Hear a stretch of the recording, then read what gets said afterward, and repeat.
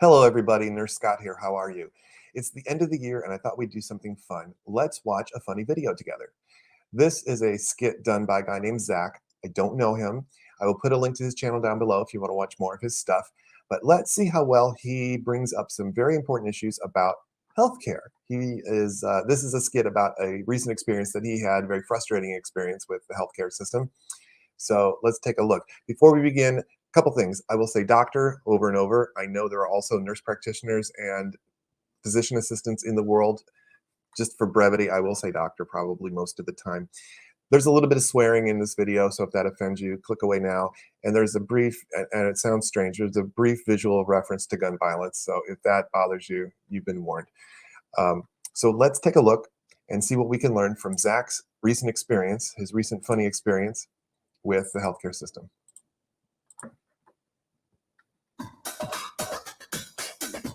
Wow, my stomach hurts a lot. Beep boop beep.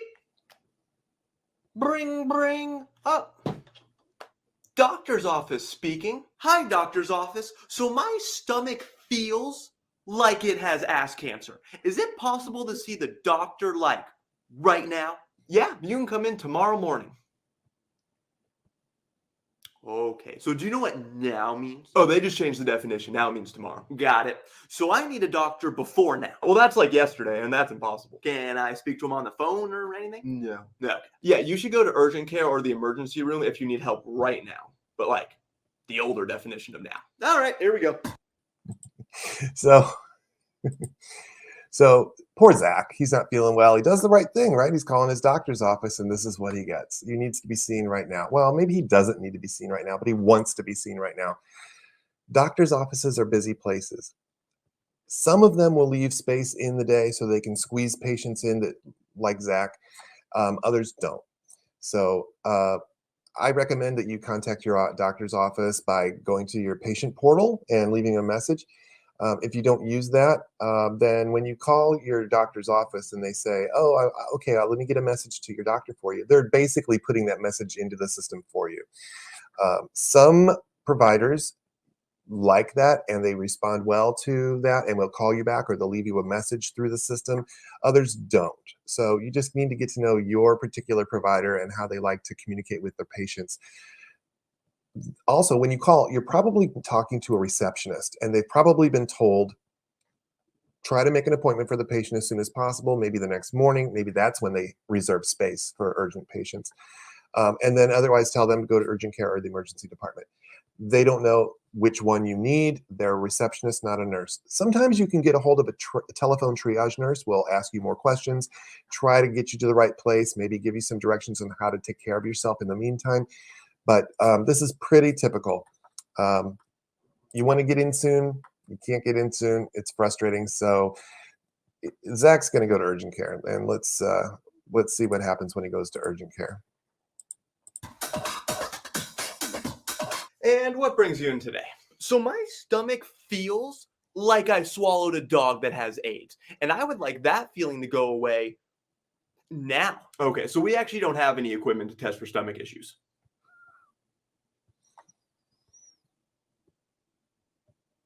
Is this real life? Yeah, but we have everything else. Okay. Yeah, and it's not that they don't have stomach stuff, but they don't have a CAT scanner and some of these other things that you might need to really get a good diagnosis for abdominal pain. When we're talking about abdominal pain, God, there's so many organs in there, and there's so many things that be causing that it's really not always very, not a slam dunk to try to diagnose abdominal pain. So this provider, doctor or PA or nurse practitioner, we don't know what he is trying to be honest with the guy and say, you know, we have, it seems like everything else, but we don't have this. So, yeah, what do we do next? So what do we do now? Here, let me take a listen to your stomach. Good idea.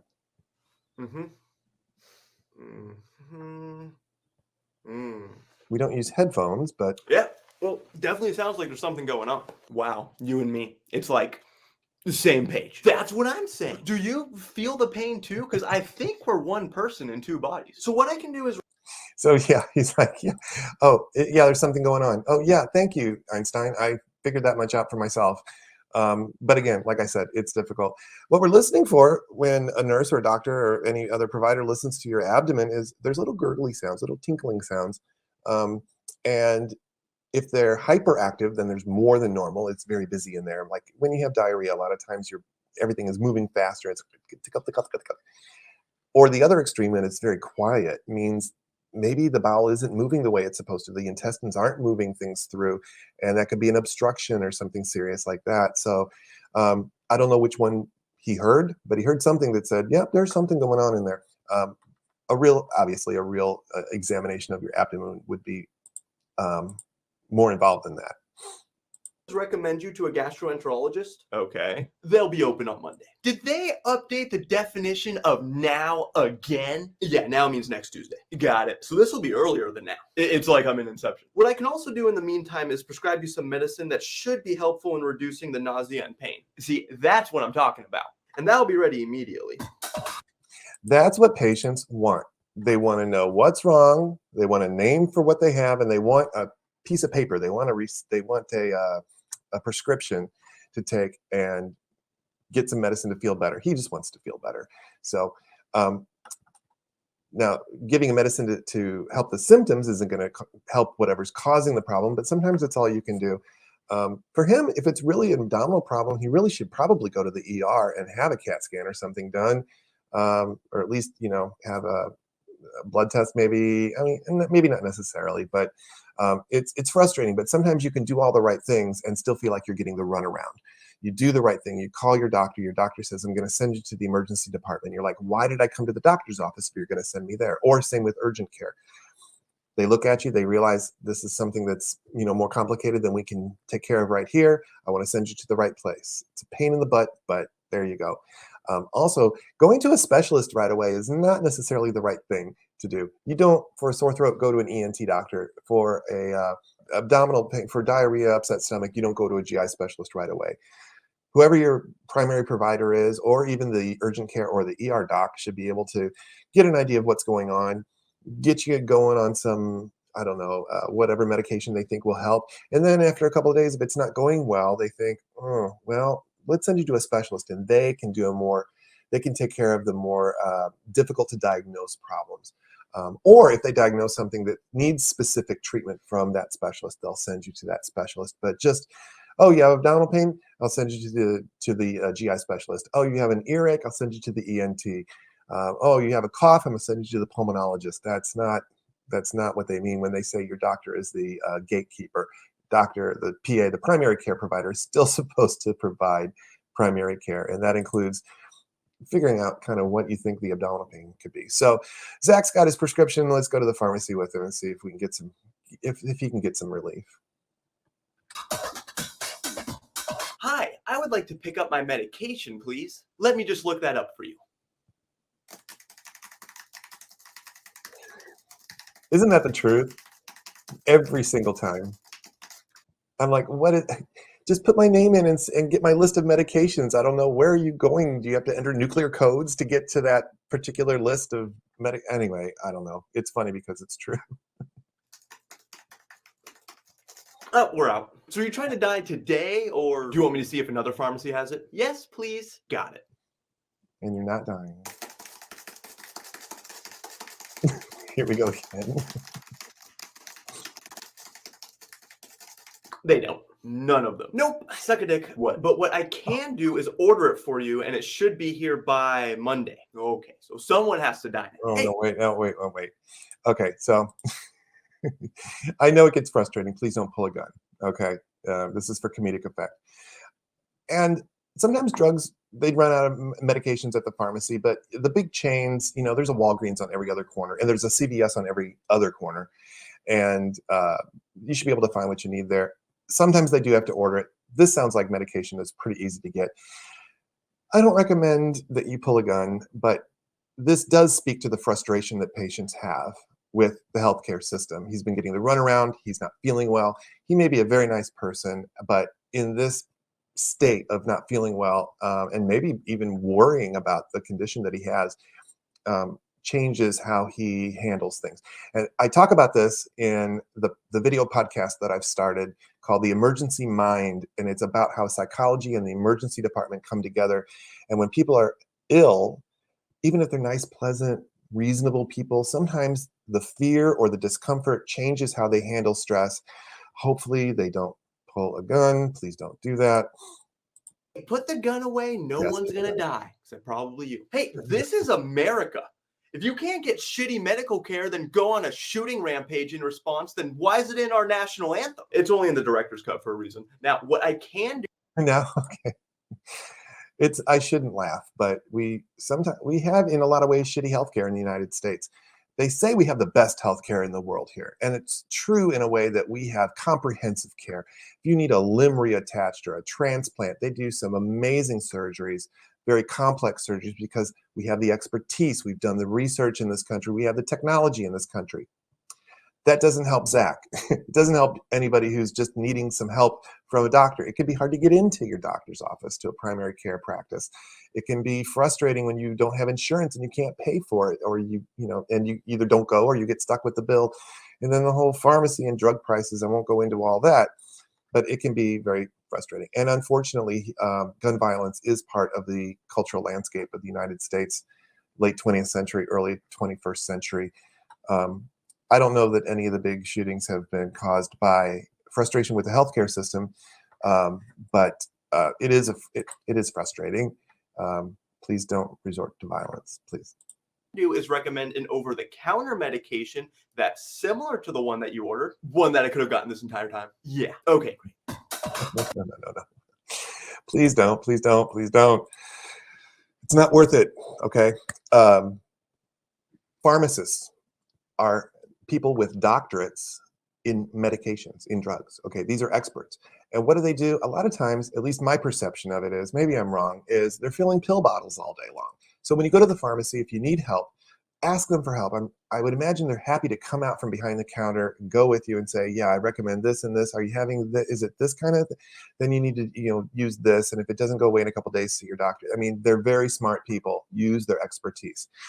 That said, there are all kinds of medicines over the counter in the drugstore, and a nurse I used to work with used to crack me up because we used to like roll our eyes. Patients would come to the emergency department with some diarrhea or some constipation, and those can be signs of more serious things, but a lot of the times they weren't. And he used to say, man, these people, why don't they just go to the drugstore? They have a whole aisle. This side makes you shit, and this side makes you stop. Just pick what you need. And that's true. There's medications to make you go and not go, and medications for your cough and your pain and your toe fungus and your dry eyes and your earwax. Sometimes it can be overwhelming and you don't know what to pick or how to use those. And that's when your pharmacist is a good resource for you. I'll talk in a minute about when to stay home and treat yourself and when to go to the emergency department and everything in between. Let's see what happens finally with. All right, here we go. You missed your mouth, my friend. And I feel better. Fuck me. Yeah. So, first of all, when you take a pill, if it's an oral pill, make sure you hit your mouth. They don't act that fast, but yeah, sometimes it's just a matter of getting some medicine to make you feel better. He didn't know. Could have asked a pharmacist. Maybe it was something. Maybe it is. Maybe he's sitting on something that's more serious now and doesn't know. It's really hard for me. First of all, I'm not giving you medical advice in this video. I can't and I won't. And I want to make that very clear. Some general guidelines.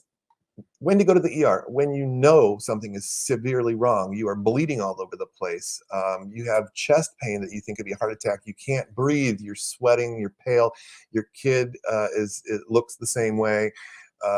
Little babies are supposed to be happy or crying, and when they're floppy or pale, obviously get them to the emergency department. Use your common sense, use your parental instincts about your kids. And a lot of times people know they need to go to the emergency department. There's a lot of gray area. Something that's like, well, it's not that bad, but I can't really let it go and see the doctor, tomorrow. Then maybe that's an urgent care thing. If you think it's going to be, if you know what it is, if you pretty much know what it is, maybe that's the rule you should use for urgent care. Like, I know I may have fractured my ankle, urgent care. I know I probably have acid reflux. I've got heartburn. Good. Well, I would probably go to the pharmacy for that.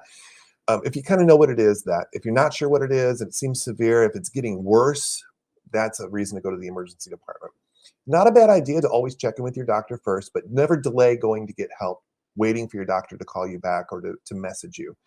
Um, I would love to be able to say, in these cases, go to the pharmacy and get something. In these cases, call your doctor, urgent care, ER. You have to use common sense. You can use some resources online, but they can be problematic. And let's look at some. What we're going to look at is a symptom checker from, this one's from the Mayo Clinic. And so we know it's reliable. You don't want to just look for a video about your condition and have someone, random person, not medical expert, do a video and say, well, I had this pain here and I went and did this and that's what it was. And, use this, especially if they're trying to sell you something, use this herbal product for your XYZ symptoms. If you're going to look stuff up, make sure it comes from a reliable source, like the Mayo Clinic, the Cleveland Clinic, Cedars-Sinai, Mount Sinai, Barnes Jewish Hospital, any of the big hospitals, big health systems, research institutions. WebMD is also well sourced. So let's look at this real quick. I chose, it says choose a symptom, and I chose abdominal pain in adults. And it got me to this page. So now this is what the telephone triage nurse or the provider would ask you if you went to see them. They would say, tell me more about the pain. Is it, like it says here, burning, cramping, dull, gnawing, intense, sudden? Is it getting worse? Now for Zach, it looks like it's steady and kind of intense. We'll say it's intense. And then where is it located? Up, the upper part, the lower part, left, right, all over. I put in the middle for Zach. Is it triggered or worsened by coughing or drinking alcohol or stress or eating certain foods? I don't know. He didn't mention that. Is it relieved by antacids, avoiding certain foods, drinking water, eating some food? He didn't say anything. We'll leave that blank too. And is it accompanied by other symptoms? Now, he did say nausea and vomiting, but he didn't mention anything about swelling or bloody stools, constipation, diarrhea, fever, passing gas, any of these. So we'll put in what we know, and then we'll find causes. And right, you think, okay, I will have a diagnosis and I will know what to do. All right, take a look at this. There's a whole list of things. And granted, the abdomen is a difficult thing to diagnose. There's some things, like I said, it could be appendicitis, gallstones, pancreatitis, diverticulitis, an obstruction, food poisoning, Crohn's disease, peptic ulcer, stomach flu, any of those. So it's of limited usefulness to look these things up unless you have some more information to go on. Maybe you can go, oh yeah, something on that list you've had before. And you say, maybe it's that. Because if you've had it before, you could have it again. On the one hand, it's dangerous for patients to try to self-diagnose by looking things up online. On the other hand, I like that people are curious about their body and want to learn more about what's going on. And it's fantastic. We have really good resources at our fingertips, literally. But I always tell patients when they come in, if they come in and they say, hey, I think I've got pancreatic cancer or something, or I have pancreatitis, it's like, well, why do you say that? Well, because I looked it up and I've got all the symptoms. And you're like, okay. First of all, don't do that. But don't do it just because I said don't do it. You deserve a better doctor than Dr. Google. Okay, let's have someone who actually went to school come in and listen to you, ask questions, touch you, feel you, listen to you, and then we can see what's wrong. And don't delay care because you think you've diagnosed it by looking up symptoms. So it would be nice if we had a service like that. We just type it in and get our diagnosis. Maybe at some point we'll have, with artificial intelligence, a little better answers. But still, you've got to know, the questions we want to, if I were designing a program, I would want to ask the patient, okay, you've got abdominal pain. Okay, do you have hyperactive bowel sounds, hypoactive bowel sounds, or normal bowel sounds? People don't know how to answer that question. Are you tender over any part of your body? Well, I'm not sure they always know how to exactly kind of press on their belly and find tenderness. Do you notice any abdominal swelling? Is there a pulsatile mass in the middle of your belly? What's a pulsatile mass? So it's not that we're not asking the right questions. It's that the average person doesn't know how to answer those questions. So that's why it's still important to have providers out there to help you. So I hope you've enjoyed this. It was funny and a little bit dark in places, but it brings up some really, I think Zach did a good job of bringing up some very important issues in healthcare. Hope you learned a little bit about some of those things that we discussed. I will, like I said, put a link below to his channel. Look for my video podcast, which is a podcast on video with sometimes little diagrams over my shoulder, on the called The Emergency Mind, the psychology of emergency department patients, families, and staff. It's an ongoing series that based on a book that I started writing 20 years ago that I still haven't finished, but at least I've got notes enough to share with you. Give this video a like if you liked it. Subscribe to the channel. Oh, hey, I've got actually things like, yeah, here, like, see, I'm not just asking you, you can read it too. And subscribe to the channel, click the bell so you'll be notified when new videos are available. I've also got links to my GoFundMe and Zelle and the Nurse Scott store if you want to buy stuff. It's the end of the year. It's been a year. It's been a good year for me. This is the inaugural year of this channel. I'm just tickled pink that people are responding to what I have to say and are getting something out of it. I hope to continue throughout the next year. I'm wishing you and all of us a very healthy and peaceful and prosperous and wonderful new year. Please celebrate safely. Thanks for joining me, and I will see you next year.